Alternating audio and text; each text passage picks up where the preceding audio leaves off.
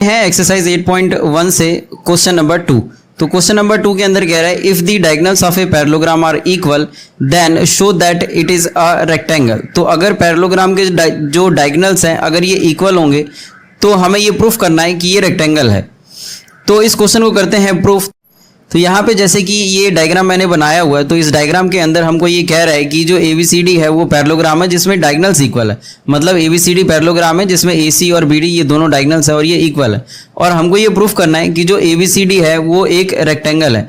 तो अगर हम ये प्रूफ कर लेते हैं कि इस ABCD के अंदर कोई भी एक एंगल अगर ये 90 डिग्री है, जैसा कि यहाँ पे मैंने दैट इज करके लिखा हुआ है, एक्चुअली में ये लिखना नहीं है बट मैं ये समझाने के लिए मैं आपको ये बता रहा हूँ कि ये एंगल भी अगर 90 डिग्री हम प्रूफ कर लेते हैं तो ये चीज प्रूफ हो जाएगा कि जो ABCD पैरेललोग्राम है एक्चुअली में वो रेक्टेंगल है।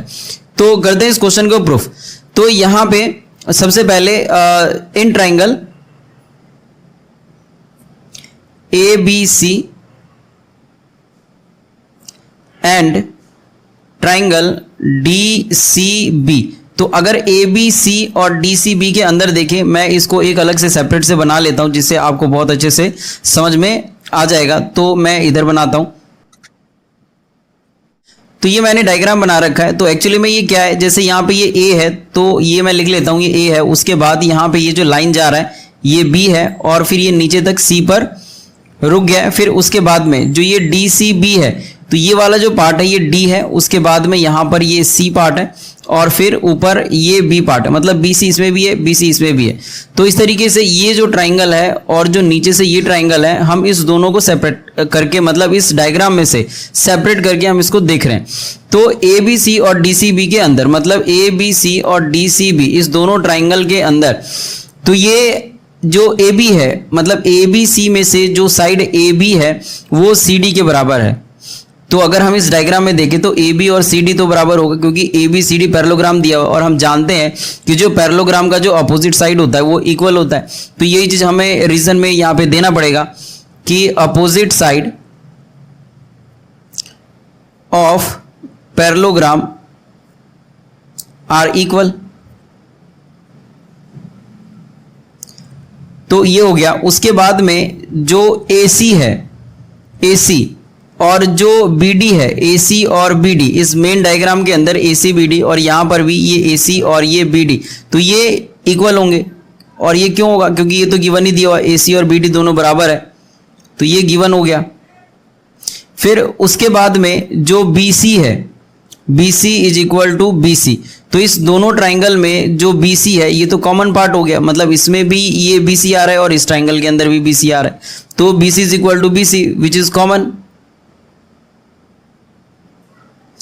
तो इस ट्राइंगल की जो 3 साइड्स है दूसरे वाले ट्राइंगल के 3 साइड्स के इक्वल ये आ चुका है। तो यहाँ पे हम बोल सकते हैं कि जो ट्राइंगल ABC है it is congruent to triangle DCB। तो क्योंकि हमने यहाँ पर कोई भी एंगल नहीं लिया, सारे के सारे साइड्स हैं, तो साइड साइड और साइड मतलब ये तीनों ही साइड है। तो साइड साइड साइड से ये दोनों ट्राइंगल कॉन्ग्रुएंट हो गया। और अगर ये दोनों ट्राइंगल अगर कॉन्ग्रुएंट है तो हम ये बोल सकते हैं कि एंगल इस B पे और जो ये एंगल C पे जो कोई बन रहा है, मैंने यहाँ पे ये 90 डिग्री जैसा बनाया है। एक्चुअली अभी ये प्रूफ नहीं हुआ है, अभी हम प्रूफ करेंगे।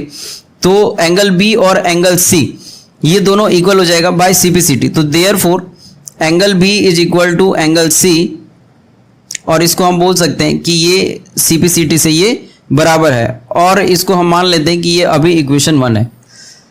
अब हमें ये प्रूफ करना है कि जो एंगल B और एंगल C है ये जरूर 90 डिग्री है, क्योंकि अगर ये 90 डिग्री होगा तभी ये प्रूफ हो पाएगा कि ABCD रेक्टेंगल है।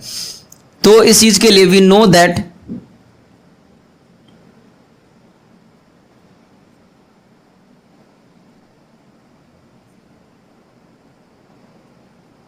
sum of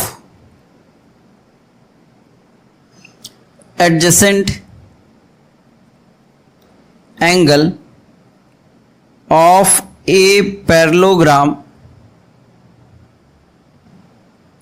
is 180 degree.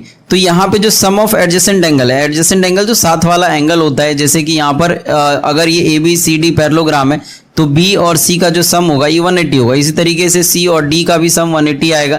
D या ए का जो सम होगा, इस दोनों एंगल का सम 180, या ए और बी का जो सम होगा दोनों एंगल का सम, ये 180 आ सकता है। इसको हम एडजेसेंट एंगल बोलते हैं। तो यहाँ पे एंगल बी और एंगल सी ये दोनों साथ साथ है, तो इसका सम भी 180 आएगा। तो therefore angle B plus angle C is equal to 180 degree. अब क्योंकि यहाँ पर बी और सी तो इक्वल है, तो इसीलिए हम एंगल बी को तो बी लिखेंगे, बट एंगल सी को भी बी लिखेंगे, क्योंकि सी और बी में कोई फर्क नहीं है, दोनों इक्वल है। Is equal to 180 degree. अब एंगल बी और एंगल बी, तो ये हो जाएगा 2 angle B is equal to 180 degree. तो angle B is equal to 180/2, और अगर हम इसको कट कर दें तो ये आ जाएगा 90 डिग्री।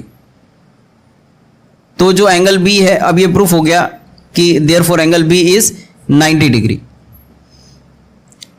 तो thus ABCD is a parallelogram whose one angle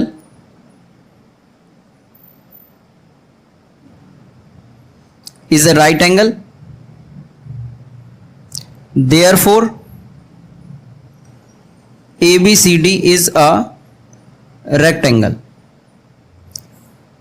तो अगर ABCD एक ऐसा पैरेललोग्राम है जिसमें एक एंगल 90 डिग्री है, तो हम बोल सकते हैं ये एक रेक्टेंगल है, क्योंकि रेक्टेंगल में ही ऐसा होता है जिसमें वो पैरेललोग्राम है और साथ साथ उसके हर एक कॉर्नर पे 90 डिग्री है। तो अगर एक 90 डिग्री हो गया तो हम जानते हैं कि अगर ये पैरेललोग्राम है और ऊपर से ये 90 डिग्री है, तो इन दोनों का सम 180 आएगा। मतलब ये भी 90, ये भी 90 और ये भी 90। साथ में जो पैरेललोग्राम है उसकी अपोजिट साइड इक्वल होती है, तो यहाँ पे अगर ये 90 डिग्री होगा, चारों 90 डिग्री और अपोजिट साइड इक्वल है, तो ऐसी प्रॉपर्टी हमें रेक्टेंगल में देखने को ही मिलता है। तो इसीलिए हम बोल सकते हैं कि ये एक रेक्टेंगल है। तो इस तरीके से जो क्वेश्चन नंबर 2 है ये हम सॉल्व कर लेंगे।